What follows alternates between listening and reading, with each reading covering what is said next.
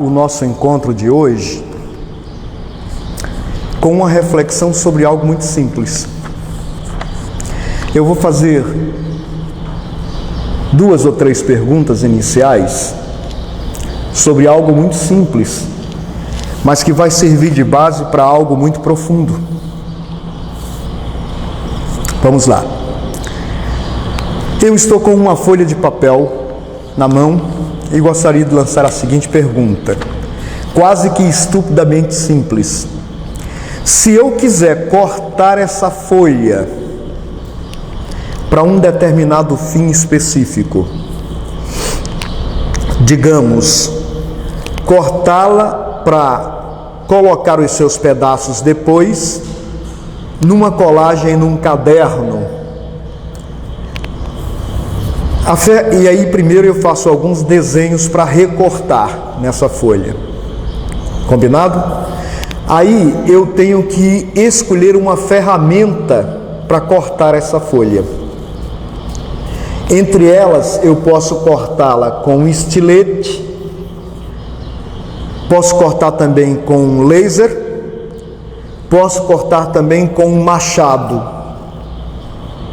Minha pergunta é: qual a ferramenta mais adequada para este fim a que se destina o meu corte? Vamos lá. Primeiro, a Jane. A ferramenta que eu achar mais apropriada. Qual é a ferramenta mais apropriada para este fim? Os pedaços devem chegar simetricamente bem cortados e bem colados numa outra folha, de modo que não fique amassado, por exemplo. O estilete, você escolheria o estilete. Márcia, você escolheria qual? O laser. Um laser de precisão. Jerusa, qual a sua escolha? Está escrevendo ainda? Sim. Tá. Ilana, que tipo de ferramenta você escolheria? Só pode ser essas 3. Hã? Só pode ser essas 3. Sim, não, pode ser outra. Eu elenquei 3, mas você pode escolher a que você acha mais adequada. Uma tesoura? Ok. Muito bem. Isso vai gerar em nós uma reflexão, essa pergunta. E que reflexão eu estou tentando provocar em vocês? Eu estou simplesmente perguntando se há ferramentas mais adequadas do que outras para determinados fins. Vocês concordam que haja ferramentas mais adequadas? Uma tesoura e o laser, para este fim, talvez corte melhor. Estilete. Bom, enfim, a gente está buscando a melhor ferramenta para um determinado fim. Agora eu vou fazer uma outra pergunta para vocês, para aprofundarmos a nossa reflexão. Se eu quiser aprender a arte de alfaiataria, eu devo procurar o professor de alfaiataria ou devo procurar o padeiro que não conhece essa arte? Quase que estúpida a pergunta também. O que você procuraria, Jane? O professor de alfaiataria. Então a minha pergunta para vocês é: por que você procuraria o professor de alfaiataria?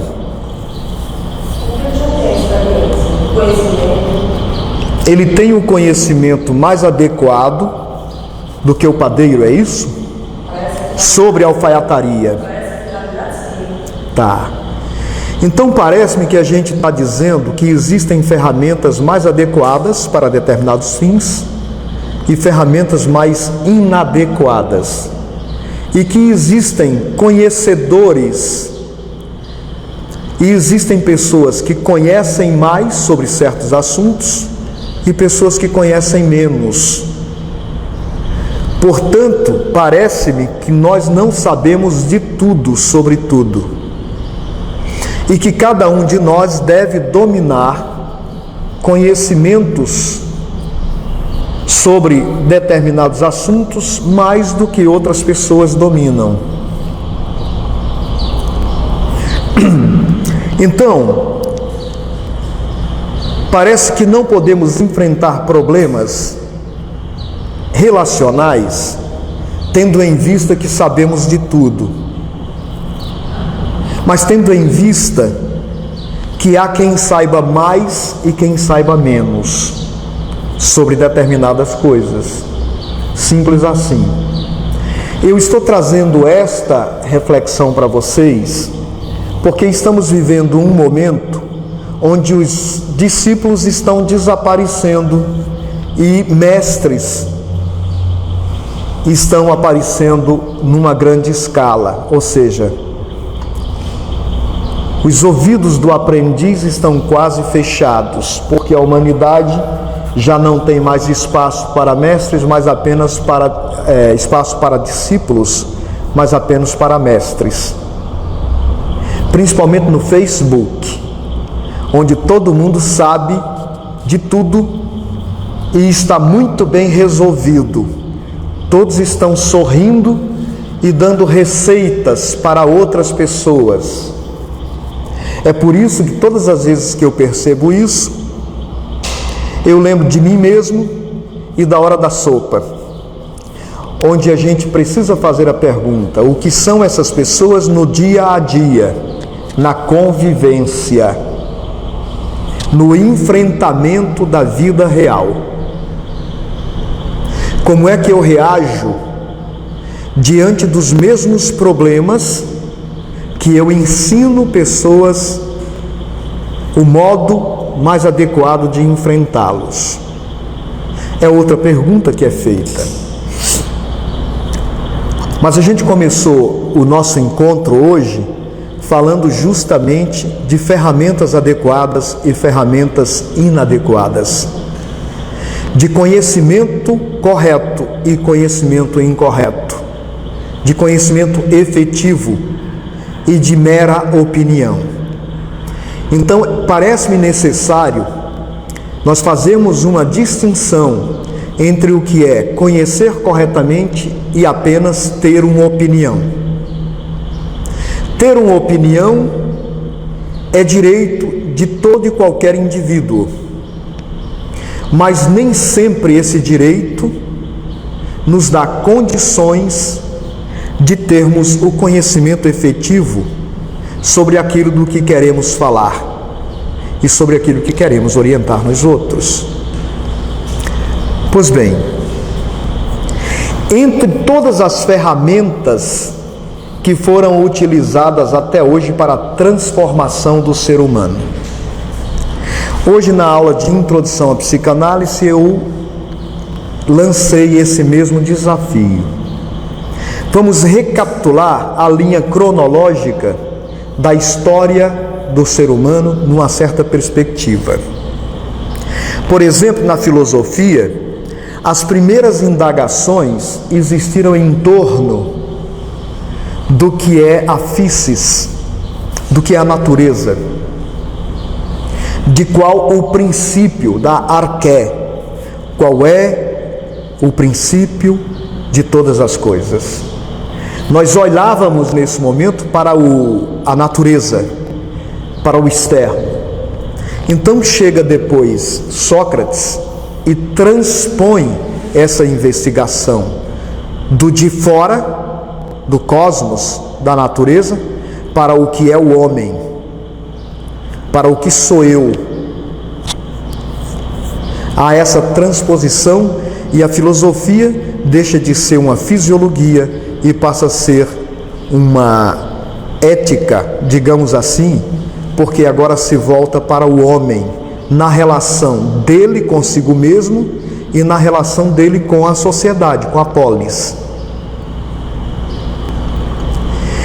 Recapitulando a história da humanidade, desde os primórdios, quando a gente dominou o fogo, lá ainda quando habitávamos cavernas, uma grande conquista da humanidade foi a conquista do fogo, dominar o fogo. Isso foi um momento enfaticamente importante para a evolução do ser humano. De lá para cá, nós temos tentado muitas mudanças nós temos tentado muitas ferramentas que auxiliem o ser humano em sua existência. Então dominamos o fogo, tentamos dominar ainda os fenômenos naturais. Quando aparece um vírus como o corona, fica todo mundo, todos os cientistas preocupados em descobrir imediatamente ferramentas para combatê-lo. O uso de ferramentas para a transformação do ser humano tem sido uma busca constante. E nessa reflexão de hoje, além de perguntar como escolher uma ferramenta para um determinado fim, no caso, como cortar o papel e colá-lo depois não amassado, parece que entre as ferramentas que a gente escolheu aqui, o estilete, o laser de precisão, a tesoura, pareceram mais adequadas do que o machado. Mas vamos transpor a pergunta para uma outra coisa. Quais as ferramentas mais adequadas no processo de transformação humana? De transformação que gerem uma convivência mais adequada entre os seres humanos, por exemplo. Então parece que há ferramentas adequadas e há ferramentas inadequadas. Então parece que quem conheça mais sobre um determinado assunto, como o caso do alfaiate, que conhece melhor do que o padeiro como fazer roupas. E há quem conheça menos. Mas ao mesmo tempo nós dizemos que a humanidade agora se encaixa nas redes de comunidade virtual, como se não tivessem mais pessoas necessitadas de aprendizagem sobre alguma coisa. E aí, no mundo terapêutico, o que eu estou chamando de mundo terapêutico aqui, é o mundo onde há uma indústria de fabricação de técnicos da transformação humana. Aí você tem, entre essas ferramentas, você tem aplicação de energias para harmonizar os dois lados do cérebro, pelo menos é a promessa que se faz, né? Eu não vou citar nomes, alguns nomes.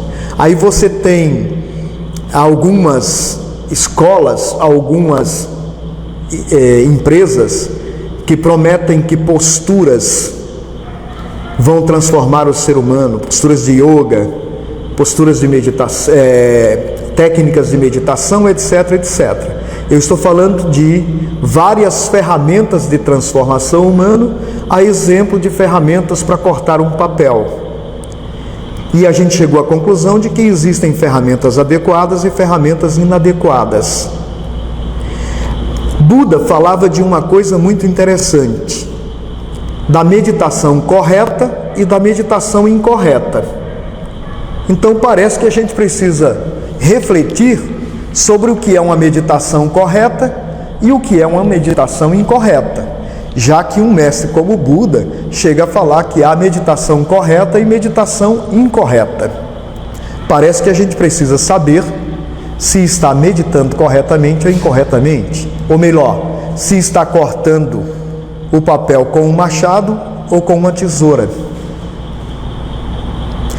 E melhor, se quando a gente vai aprender a meditar, a gente está procurando o alfaiate ou o ourives, já que a gente tem em mente que haja aqueles que conhecem mais e aqueles que conhecem menos. O problema então a ser enfrentado é quais os critérios que nós podemos usar para sabermos quem conhece mais e quem conhece menos. Já que estamos numa humanidade onde todos têm direito a ter opiniões, então vamos estabelecer uma pequena diferença entre opinião, doxa, e conhecimento efetivo. Todos têm direitos a ter opiniões sobre isso, sobre aquilo outro, mas nem todos alcançam o conhecimento efetivo sobre aquilo que querem ensinar e compreender. Vamos recapitular então que tipo de caminhos nós temos traçado, que tipo de ferramenta nós temos usado no processo de transformação humana.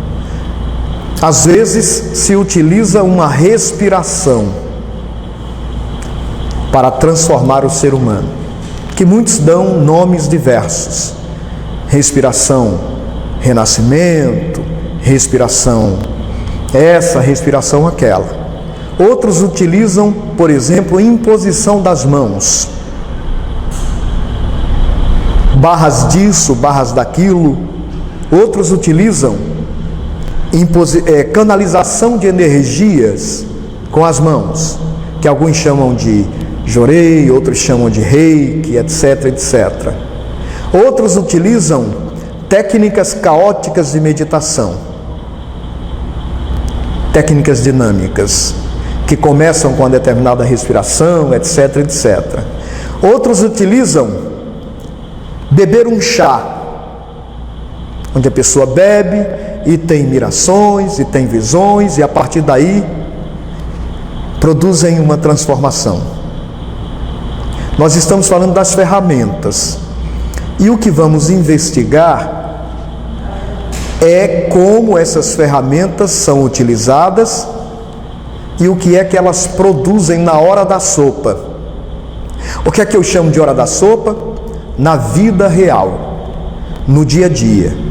Para nós não nos interessa no momento sabermos o bem bom da hora da prática, quando essas técnicas